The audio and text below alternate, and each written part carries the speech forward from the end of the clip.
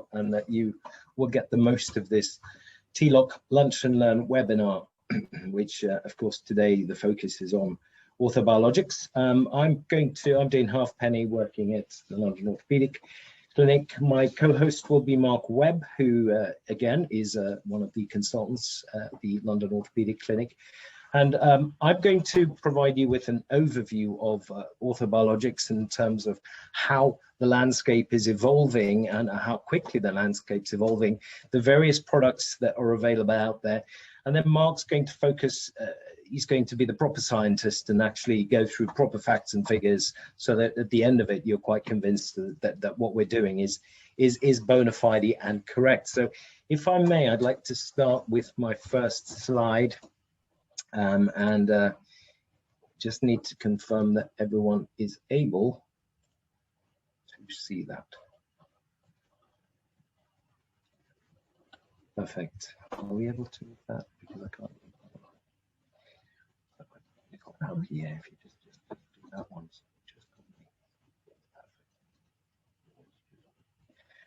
There we go. I'll just pin me. Okay. Fantastic. Let's kick off. The first slide really relates to a sort of an overview of what orthobiologics are, and I will come to a definition of what orthobiologics. Not an easy one to find out actually, but essentially what we're going to look at is PRP and the offshoots of PRP, the development of it over the last 20 years, and what the current state of play is at present. Will be using someone else's laptop to try and move things on. Right. In terms of what orthobiologics are, they're interventional treatments using advanced biotechnology, materials science, tissue biology to promote and enhance the body's natural ability to regenerate and repair musculoskeletal tissue. It all sounds great, and yes, there has been a proliferation in this market looking at various options that include stem cells, that include bone marrow, aspirates, that include PRP. And I hope by the end of my short talk, you will have a bit of an idea of what's what, because there's a lot of terminology and some confusion in the market at the present in terms of what actually is going on. Now, I think the term regeneration in terms of do these therapies regenerate tissue is definitely one that's up for debate. I think the general consensus at present is that regeneration doesn't really take place. Repair does, and you can improve local tissue health in the areas adjacent to areas of tissue damage. But actually regenerating cells de novo is again one of those.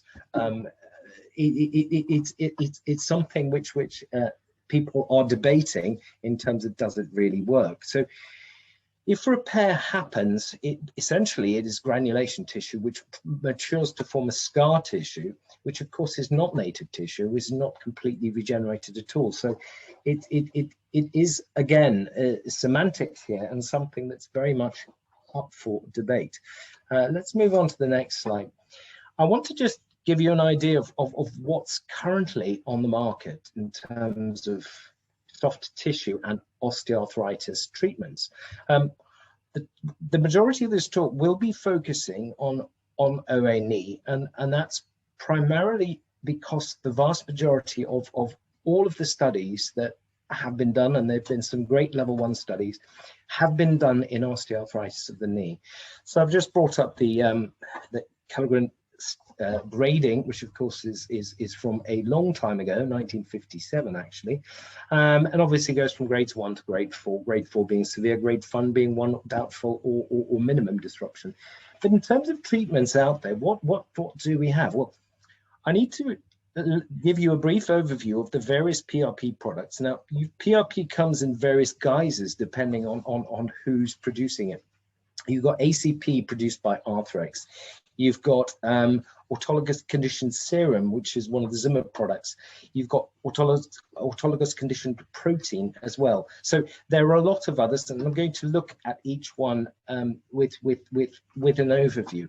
I'll talk a little about N-Stride. I'd like to talk a little bit about gold and the possibility of gold treatments, and we'll go into some detail on that. I will touch briefly on bone marrow concentrates, a little bit on lipoaspirate and stem cells. And finally, I'll talk a little bit on collagen scaffolds. I promise I won't keep you much more than 20 minutes because we do need to be done by 1:30.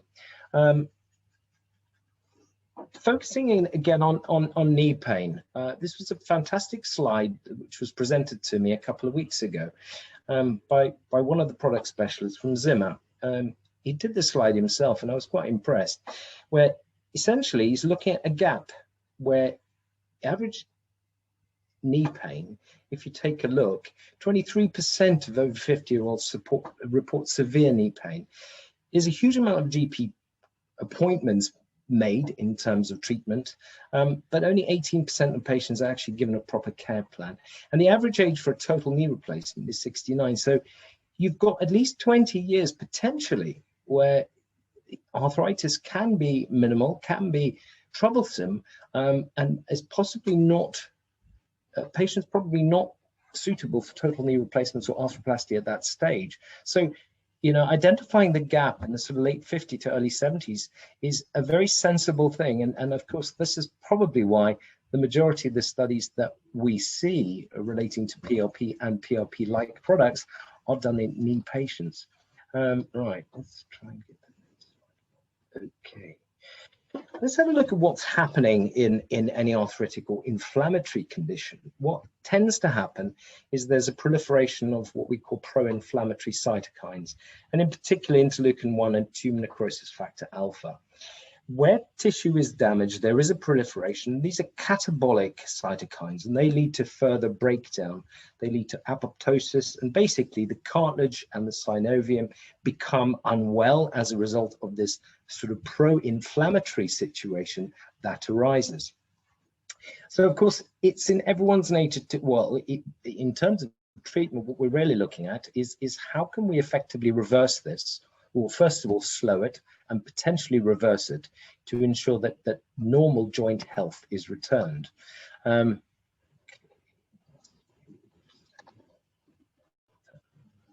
do I move on? Okay. So again, this slide I have used before.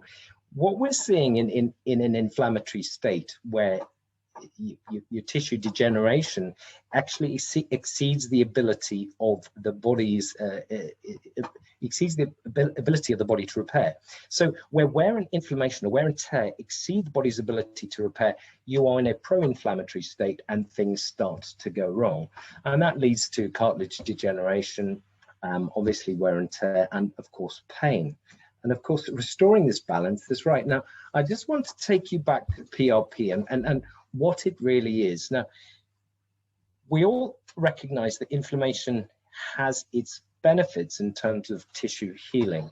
Sorry, I'm just letting someone else in. We know that there is an early, middle and a late phase in terms of inflammation. The early phase obviously is bleeding. The early inflammation is associated with a lot of angiogenesis, a lot of pain, a lot of swelling. Then you get the proliferation, the remodeling. And if you can see on the lower part, we're going from hours to days to weeks to months. So to overcome an injury would normally take a number of months to remodel tissue back to normal. The concept of PRP really is to create a healing cocktail to essentially enhance tissue repair. And on the chart of the lower part, all we're showing is time along the x-axis, and then of course the different phases of inflammation as we move along. And essentially all we're looking at is what happens when we add PRP or PRP-like products to the normal inflammatory cascade. Well, essentially, we bring it forward. We hasten it. We result in more rapid healing, and so that works extremely well in terms of managing pain control and function. And so it all seems to make sense when you look at it in this way. What I want to do is essentially go through three systems that we've evaluated, three systems. The one system we use, the other two we haven't started using, but I have some experience with. The first one would be ACP, which is Arthrex's PRP product. Again, it's a completely closed system. It's very easy to use. of course, blood is extracted 15 mils, it's put in the centrifuge for 5 minutes, and then the plasma is extracted through this small inner syringe. It's nice and closed, it's sterile, it's done with the patient in the room with you, and time to deliver is normally within 10 minutes. So it makes it a very quick and attractive system. However, when it comes to platelets and enhanced platelet injections, it possibly isn't the most potent, and I will come on to the next systems. We generally recommend 3, and I think most centers would recommend more than 1 injection of PRP in either soft tissue or arthritis care. This is a small slide, and I'm going to show you slides for evidence. Again, the number of papers have certainly increased from 2008. It does stop at 14, but there are loads within the last few years as well. This relates to early PRP studies, and essentially we're seeing a proliferation of papers. Most of them are recognizing that PRP treatment compared to control groups is preferable. Again, these are well-conducted studies, and I will give you a list as we move along further. There we are. We've got a number of level 1 controlled studies, all of which are well recognized and well cited, read them before, and they demonstrate efficacy across the board in terms of PRP or ACP. So they do make a difference, but it's just how much of a difference, and how often patients need to come in. And as I said, the market is wide open because there are a lot of players who are coming onto the market. I want to just bring up just an aside. Obviously, when it comes to joint injections, we've in the past used an awful lot of steroids. I'm not saying that we don't use a lot of steroids now. Of course we do, to get control of tissue when it's seriously in trouble. But I think what is important is to realize that steroids are brief. They are immunosuppressive. They do lead to enhanced tissue destruction over time. And so we tend to try and limit these to 2, possibly 3 injections in a year, not much more than that, just for the very reason is that they don't actually add any protection to knees or other joints. If we move on to hyaluronic acid, the Odonnells and the Duralanes, well, of course, they are not catabolic like the steroids are, but of course, their duration of action is anywhere from 3 to 6 months. The beauty of these injections is they're relatively inexpensive and can be obtained off the shelf and injected. I want to just introduce you to Zimmer's new product, which is called N-Stride, which is a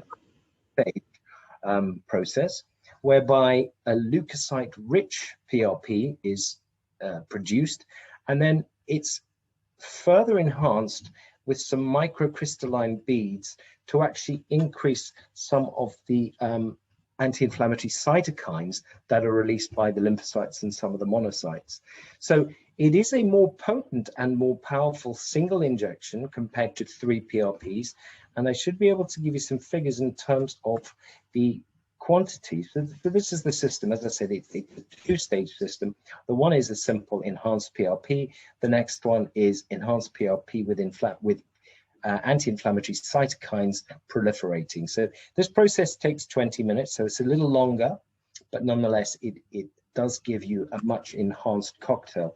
I'll skip through the N-Stride procedure. It just demonstrates exactly what happens. Essentially, what we're looking to do is restore the balance between tissue repair and the natural breakdown that occurs. And by introducing anti-inflammatory cytokines as well as anabolic growth factors such as granulocyte colony stimulation and some of the hemopoietic stimulating factors, you actually restore the balance so that the wear and inflammation is met by healthy repair and the tissue homeostasis is restored. What I found quite interesting, again, looking at some of these studies now, this here is a WOMAC pain score. It's a well-recognized score for knee osteoarthritis, knee pain. And if you have a look on the x-axis, we've got almost 3-year follow-up for this group of patients.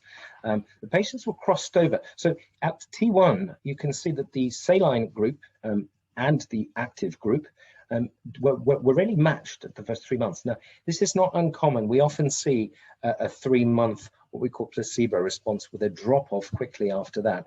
But at 12 months, you can see that the saline group were beginning to separate from the treatment group quite significantly. And the return back up to the improvement was because the saline group actually were then switched to getting active treatment.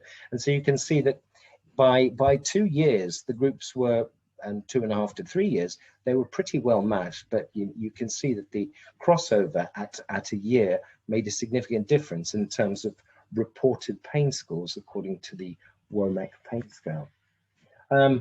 Again, this is just simply clumping or putting all the data together, and I think what you can see again is the percentage improvement in Womack pain appears to be sustained at least at 2 years and sustained into 3 years, which, when one compares this to the number of products on the market, this is very impressive data indeed, and every bit as impressive as multiple PRP injections. So this again is a single treatment therapy.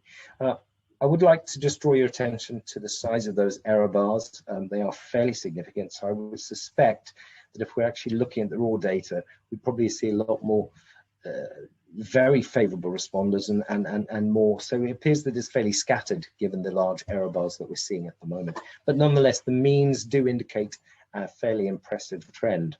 So 70% improvement at 3 years following a single injection. So again, something to think of. This is what I wanted to show you in terms of how the systems work.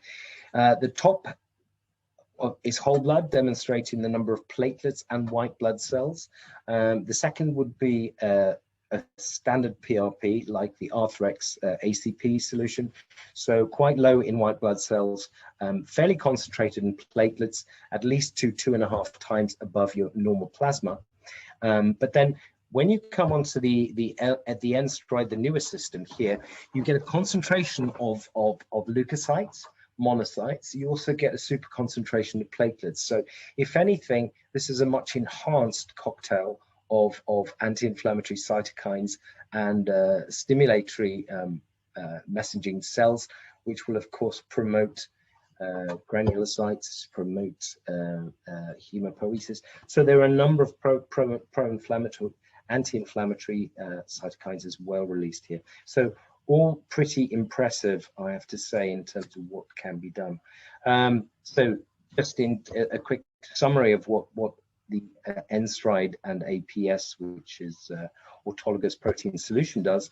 It's relatively quick, a single procedure, dedicated OE, very low risk, obviously. It says it's non-invasive. Having a needle I consider to be invasive, but it's minimally invasive, and it does demonstrate pretty good results at 3 years, which is, of course, what everybody's aiming for. I want to just share with you something which, again, has come to my attention through recent reading, is the use of gold. Now, of course, gold many years ago was injected intravenously to patients with rheumatoid arthritis. And obviously, its practice has largely waned as a result of the toxicity that clearly happens with gold injections. But what is quite interesting about these gold-induced cytokines is the development, or perhaps the recognition, of a fairly new protein called gelsilin, and I will come on to that. And perhaps it's actually not the gold, but the ability of gold to actually stimulate the development of new cytokines, which is what its benefit is. So nonetheless, this group who've been investigating gold have put together a fairly comprehensive package demonstrating efficacy both in humans and animals, and I'd like to share that with you. So the gold effects are pretty much the same as the others I've discussed with you: anti-inflammatory, reduction of pain, chondroprotective, and regenerative to some extent. Now, again, I always, whenever I see the word regenerative in any paper, I do take it with a pinch of salt, because I'm not 100% certain that those claims can be substantiated in the real world. The gold technique is slightly more, should we say, involved compared to the other closed techniques that are done in a single patient session. Essentially, serum is extracted into gold-coated syringes. It's then incubated for 24 hours, spun, and then the plasma or the serum is extracted using the serum application system and transferred into a syringe. The gold is then filtered, and obviously when the spinning takes place in the centrifuge, gold is also spun down, being of much greater density than the red blood cells and the white blood cells. So gold is actually separated. But what is interesting is there we go. You've got the gelsilin, and this again is an actin protein binder, which actually buffers inflammation. And you can see that after a couple of spins at 24 hours, the amount of gelsilin is massively increased from 1,900 to 21,000. Similar increases of those of granulocyte colony stimulation. Again, very important medical signaling chemotactic cell. As we move down, you can see there is another one, which is hematopoietic stem growth factor, also massively increased after incubation with gold. So it's very interesting that we are seeing the emergence of or recognition of new proteins, which previously we haven't really given much thought to. So again, something to think about. As I said, fairly new. I have one study for you, although the company has done decent human study on knee patients, which is very similar to the results you've seen. This one on animals I thought was quite interesting. A total of 36 horses, 37 cases with lameness. Now, of course, lameness is secondary to typically chondromalacia or soft tissue disorders in most horses. And the great thing about horses is they're not likely to be a placebo response. And here they have very impressive results using the gold injections or goldic treatment. You can see at 3 months across the board in all of these horses, there's been a fairly sustained and fairly massive improvement in terms of swelling, in terms of lameness, which of course is very, very important. Now, I don't know enough about lameness in horses, but it's possible that 3 month mark most soft tissue injuries get better, but I'm sure that's probably not the case. But I did think that these figures were fairly impressive. I just want to talk briefly on other orthobiologic treatments which are perhaps out in the market, and I just want to again give you an overview of where they sit.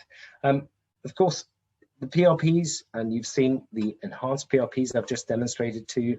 There are, of course, other enhanced products which would include lipoaspirate and would include bone marrow.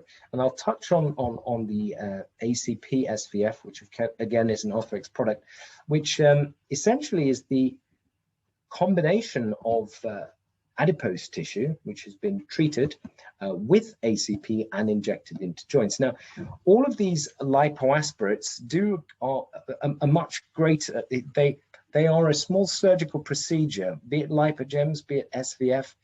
There is lipoaspiration that needs to take place, normally requiring a general anesthetic.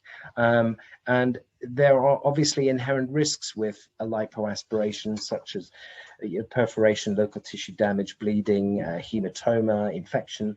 And so it's not a light undertaking. It's certainly not as straightforward as the PRP procedures I've spoken about earlier. So with the SVF treatment, again, you get a super concentrated stem cell enriched treatment which can be injected into patients. So it is a fairly new treatment. It involves a low volume lipoaspirate. It's rich in medical signaling cells and can be used as a day case with sedation or general anesthesia. Just a quick touch on some of the soft tissue treatments that have come and gone. This is something that we had at one point, and that would be human collagen derived from tobacco plants used for soft tissue and tenderness injuries. Again, it doesn't seem to be produced anymore, and I wonder why that's the case. So I think it's very important to continually scan the market and scan what's being done, because we have seen proliferation of lipoaspirate treatments being carried out at fairly high cost within the Harley Street area, as well as up and down the length and breadth of the country. These treatments are expensive. The outcome data is reasonable, but in terms of how long does this last, and is it that much more superior to, shall we say, the enhanced or the good PRP treatments? I think that's an area for debate, and it's certainly something that I am very cognizant of, particularly when it comes to expenditure. That patients obviously have to fit the bill, because unfortunately the majority of the stem cell treatments or the adipose treatments are not funded by insurance. This is who we are. This is what we do. We try and provide evidence for orthobiologic treatments. We focus on osteoarthritis and tendinopathies. We really do try and get our patient selection right. We are constantly evaluating patient information, as well as the updates in terms of science. We like to be able to advise on optimal rehab and use specific rehab centers, and we're always there available for aftercare. So we essentially are trying to use approved treatments. All our clinicians are certified in as much as they've had specific treatment. We are local, we provide continuity of care, we have no referral fees, and we're all clinical partners. And the final, I was asked to include this. This is Brian Cohen, who is one of the senior partners, has always said we're not selling hope on the back of anecdotes. So that's a little something from Brian. So thank you from me. I'm going to pass you over to Mark Webb now, who I understand is currently hosting this. So over to you, Mark.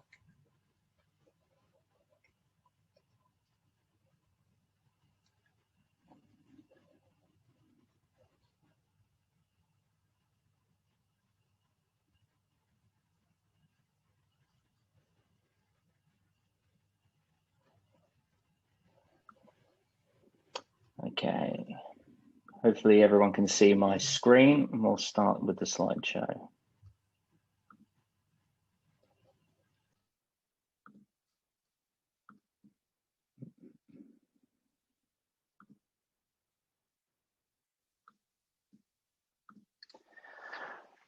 Okay, so thanks for joining us, and thanks, Deane, for your introduction to OrthoBiologics. My name is Mark Webb. I'm an orthopedic surgeon, and my interest is in sports, hip and knee problems. There's a lot of overlap with the patients that Deane and I see.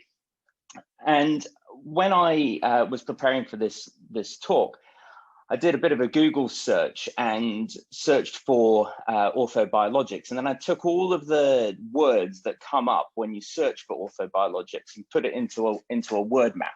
These are all the words that came up, and the bigger ones are the ones that occur more frequently. And if you think about a patient when they access and go onto Google and find out what treatments are available, these are the words that they're bombarded with. They're talking, people, you know, they're confronted with words like stem cells, orthobiologics, which Deane has already gone through. Well, what does that really mean? Regeneration, matrix, autologous, all these words that mean very different things to different clinicians, let alone different patients. So it's quite a confusing world out there for a patient, let alone us. And as has already been touched on, the market is increasingly rapidly, and up into 2026, the US market is seen to be exponentially increasing. And as Deane mentioned, there's lots of different options. OrthoBiologics covers a whole host of things. It covers allografts that I might use for an ACL reconstruction, all the way down to some viscose supplementation such as Odonnell. But the thing that I think which was really interesting out of this slide is if you look at that purple, that's stem cells. Okay, that's the global market of stem cells in 2018. Okay, so that's a few years ago now, and it's quite a significant chunk when you think about everything else that we do and we use. So trying to be an evidence-based clinician and going through and seeing what evidence is out there, there's a few reasonably good papers that kind of give a current view of what's going on. And so this paper published in 2016 shows that there's lots of preclinical data, okay? And there's lots of it coming out, which shows that there is interest that it may be beneficial for humans like ourselves. But the vast majority is preclinical studies, okay? And they felt that the data in 2016 was insufficient to be recommending it as a recommended treatment. So did things move on? In 2019, the British Journal, the previous Bone and Joint Journal, which was the previous British Journal for Bone and Joint Surgery, showed another review, and it summarized that there was little evidence in the scientific literature that the current formulations that were on the market gave much benefit. Regenerative medical centers, okay, and we've touched on regeneration as a little bit of a word that perhaps we're not comfortable with. Aggressively marketing, okay, and that's there's a push for that in the UK, but in contrary, over in North America, the push is even harder. And as Deane mentioned with PRP, there's lots of different treatments that can be used. So when it comes down to stem cells, there's lots of different things that can be done or taken, and we don't really know what people are using. So therefore, the outcomes are very unpredictable. And how can you conclude on whether something works if we're not looking at the same thing? So if you're treating one person with one formula and another person with another formula, then it's probably hardly surprising that they don't get the same results. And one size doesn't fit all. So each company out there that has a form of harvesting and delivering stem cells creates a different cell formulation, and they have different dosing schedules, and they prepare the cells in different ways. So again, making it very difficult to really pull any data to be able to make concrete conclusions. And like all good orthopedic journal publications, it suggests that there should be further research. Okay, fine. So let's do some research. Let's look at stem cells. Let's look at orthobiologics, and we'll come up with some clinical trials, right? Well, that's great. Sure, fine. And the gold standard of a clinical trial is a randomized controls trial. We all know that. But we don't know which product we should be using and what product we should be researching. Which conditions is it useful for? And what outcomes should we be measuring? Is it conversion to arthroplasty? Is it response to pain? We don't know. And which patient-reported outcome measures should we be recording? When do we collect them? How do we collect them? And how long for? What's a good result? So we're left in a position where we've got a bit of a clinical dilemma. Do we offer contemporary treatments, or do we just stick with the bog standard traditional treatment of deal with your pain until, at least in my practice or an orthopedic practice, deal with your pain until you need your hip or your knee replaced? Well, patients' demands don't allow for that. Patients want to be active. Patients in their 60s are doing things that perhaps 20, 30, 40 years ago was not common practice. And patients want minimally invasive treatments to keep their pain under control and keep them active.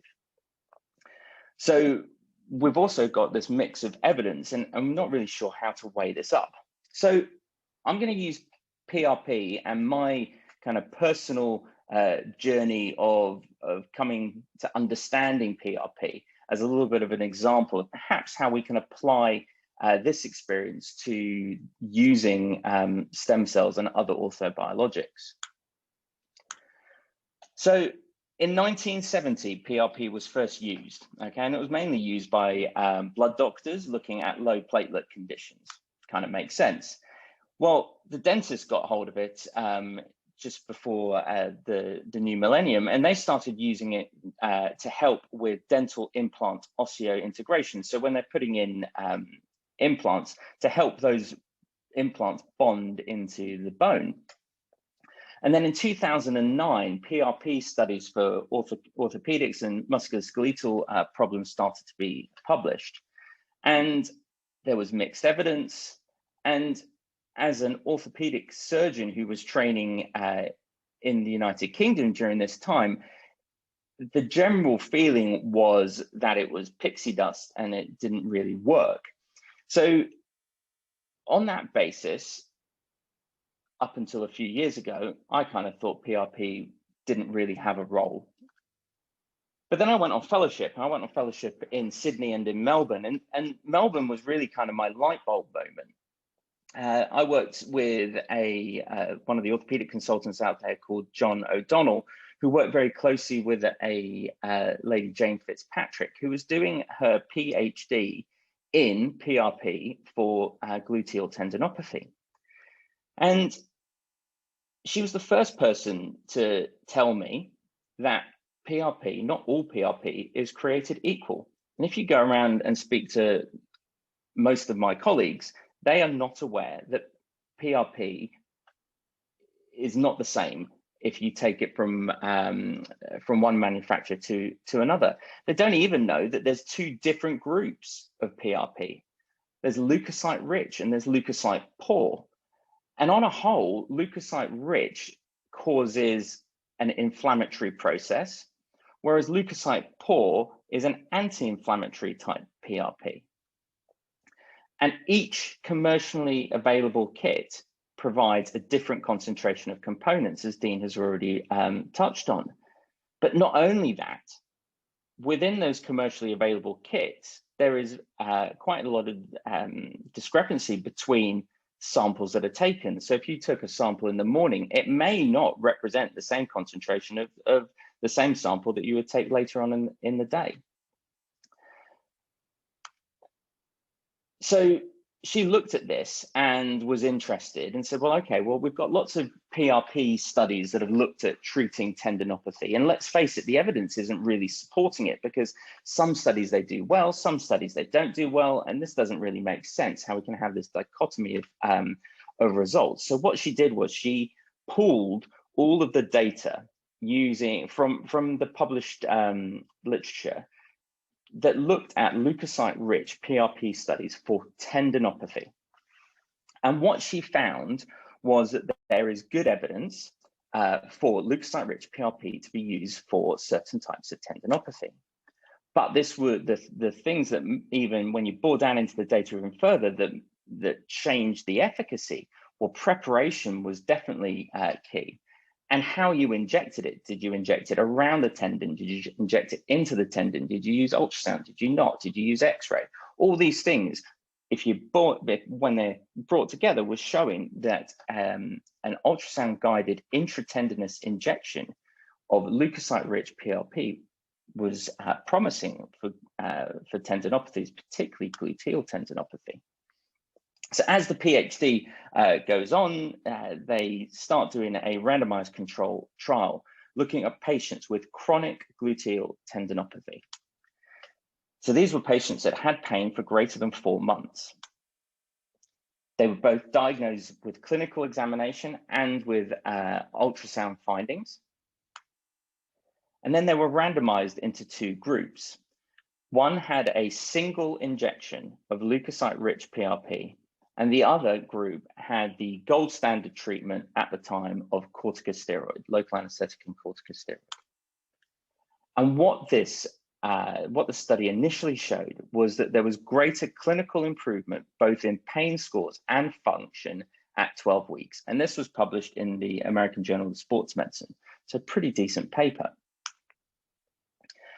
And she went on and to publish with 2-year follow-up data. And what this showed was that putting PRP, leukocyte-rich PRP, into the tendon under ultrasound had greater improvement of both pain and function versus a single corticosteroid injection.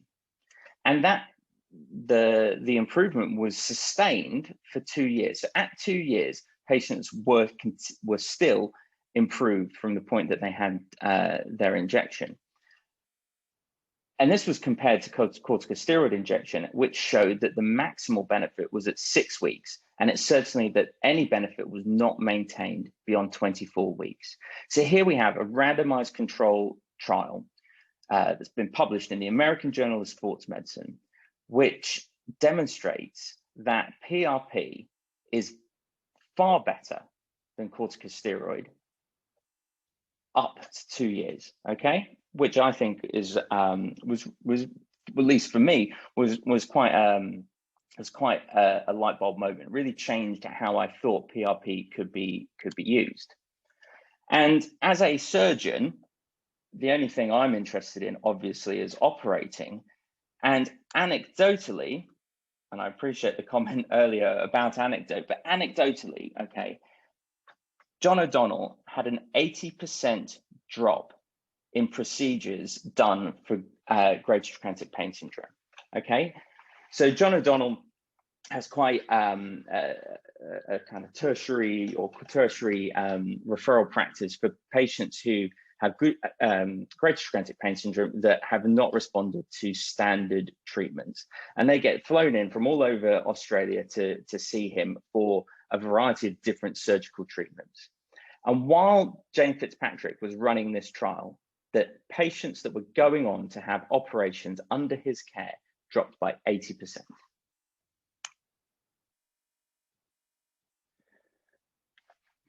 So what's the alternative? Well, corticosteroids, and everyone uses corticosteroids, right?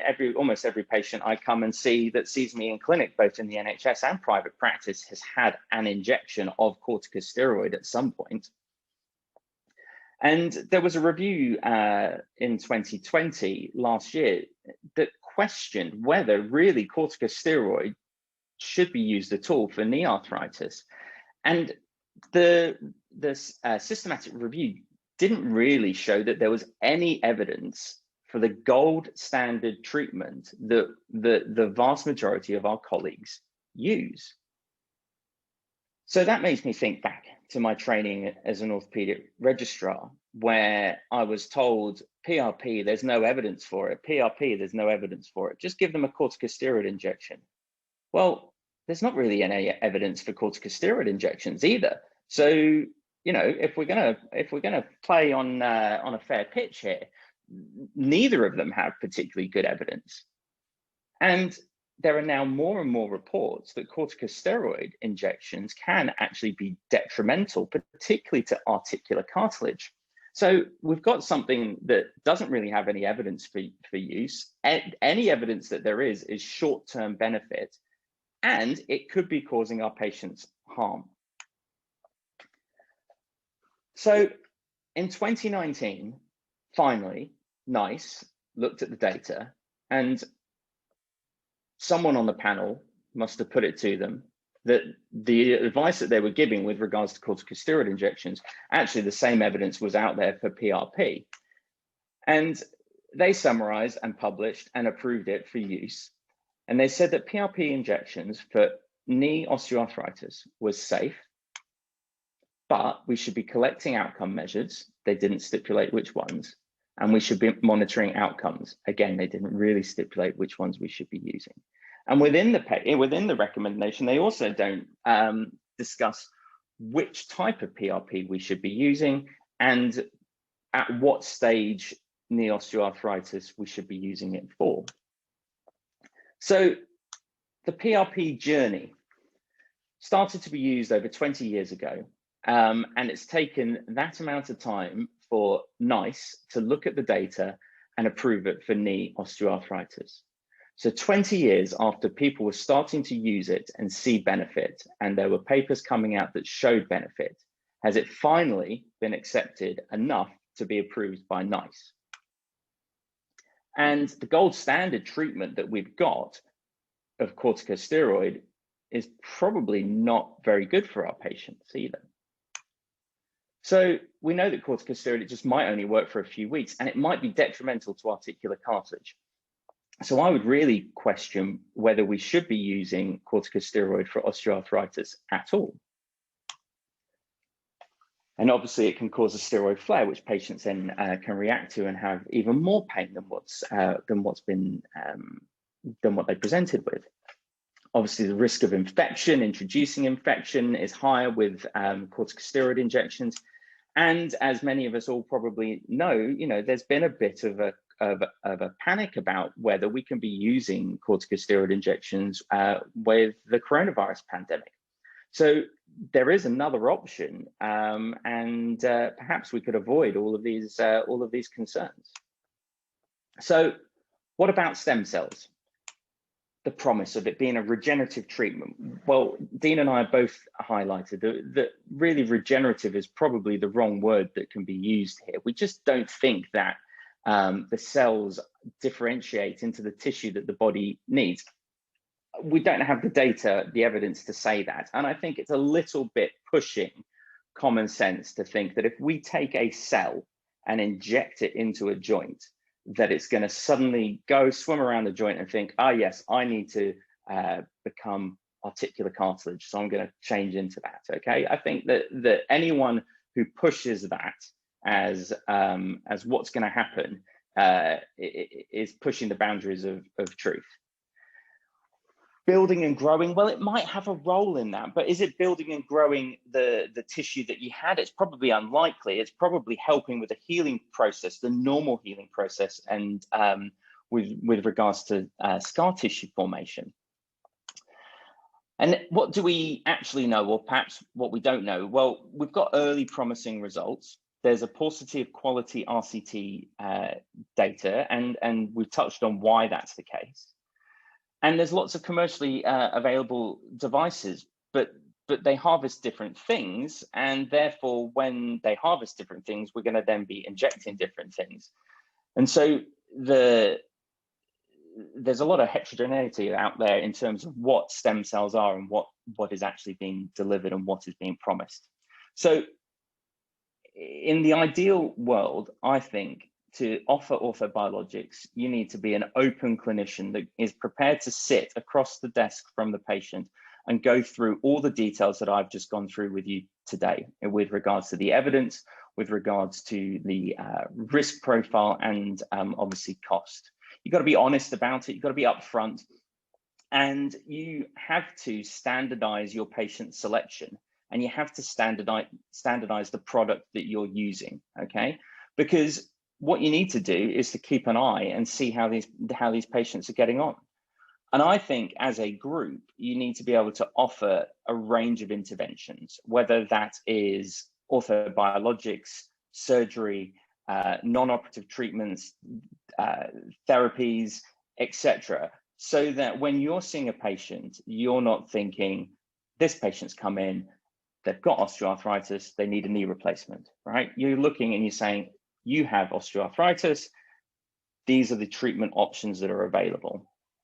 You've got to have an MDT approach, okay? You've got to be able to speak to your pain colleagues. You've got to be able to speak to your referring practitioners, whether they're physios, GPs, whoever, to try and make sure that we're doing the best thing for our patients. We've got to be collecting outcomes. We've got to be collecting PROMs. And there's things that are, particularly in a private practice setting, that make this difficult, but with technology, there are ways of being able to collect PROMs, which has minimal impact to both the clinician and the patient. And we've got to be prepared to sit down and look at our data and critically appraise it. And that is something that I think that that we offer at the London Orthopaedic Clinic. So I'll put it in your diaries now for 3rd of June in 20 years' time. And what I'll be doing is I'll be presenting the latest development of what's new, and I'll be using the stem cell journey to go through how why I think we should be using it in the right patients. So thank you very much, and yeah, handing over to questions now. I'll stop sharing my screen.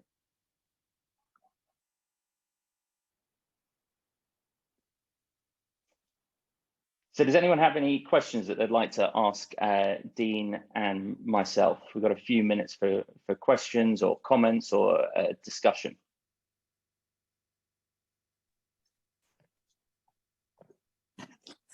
Hello, can you hear me? It's Boris Kibrock speaking. Boris. Hi, thank you very much, boss. It's amazing to see your perspective and learn about your journey and how you adopt. Just for the record, I'm employed by Bioventus, and I'm really learning. We do provide products, and my main question, and kind of always of interest, what do the patient hiring the PRP or any other autobiologic for? Because obviously we know, like you mentioned, you can't regenerate the tissue, especially in UA, but what is the main aim? Is it delaying TKR or having a fear of any intervention? Do you have any stats or any anecdotal evidence? So yeah, I'll field that question first. So patients present, on a whole, patients present to me with pain and inability to do the tasks that they want to do. And it does happen that patients come and say, I want PRP, but it's not very common. Patients present with a problem and they want to hear about the different treatments that are available. I'd say the vast majority of patients that decide to go on and have PRP treatment are patients who want something that is minimally invasive, that is low risk, and gives them the best opportunity to get back and do the activities that they want to do. I don't have many patients that actually present wanting to delay knee replacements or hip replacements. They see that as the next step in terms of their pain management once it gets to that stage. So I would say that that patients are looking to remain active and to keep their pain under control. Doesn't mean eliminate, but more manageable, and that's something that I think PRP and the right patient selection can offer. I don't know if you wanted to add anything, Deane. Thanks. I've just been unmuted. No. I echo what you're saying entirely. Patients are a lot more enlightened. These therapies are now well established and well known, not only through the media push, rightly or wrongly. And I think it's up to us as clinicians to advise patients on what would benefit them as individuals. It's very, very difficult to promote a one-size-fits-all model to a very heterogeneous patient population. And so I think having a range of treatment options does help. But definitely I see, I think what Mark's again highlighted, a personal feeling that I have is that should we be offering corticosteroids at all into articular cartilage, knowing that it is pretty pro-catabolic. Yes, it's highly effective, very short term, but ethically, in Mark's next presentation in 2041, I would imagine that corticosteroids have probably died a death, really. So yeah, it is an evolving, it's a very interesting market. It's very much evolving. There's a lot to play for, but I think we need to, as Mark says, make sure that we know what it is we're injecting and what the patient expectations should be like.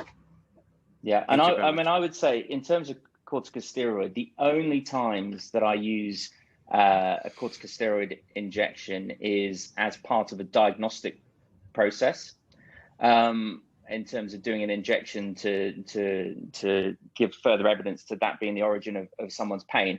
And the only other area that I would see that it could possibly be beneficial is in an athlete who is trying to who's got an increased pain or is suffering from increased pain for an inflammatory reason, and the idea of a corticosteroid at that injection at that time is to dampen down the inflammation to enable them to rehabilitate.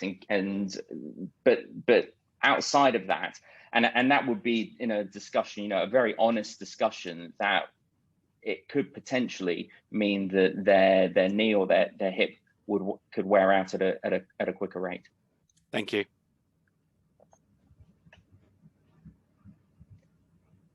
Got a couple more minutes, guys. If there's any other questions, open to the floor.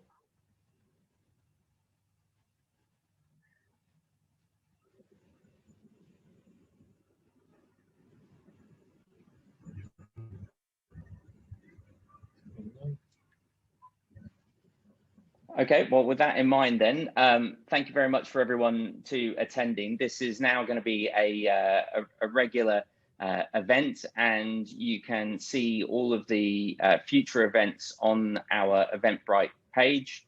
And yeah, I hope to see you again soon, joining in on these talks or discussing any patients or any questions that you have. Thanks a lot for attending. Brilliant. Thank you very much, Mark. And thanks to everyone for attending. Okay. Bye-bye. Enjoy the weather, everyone.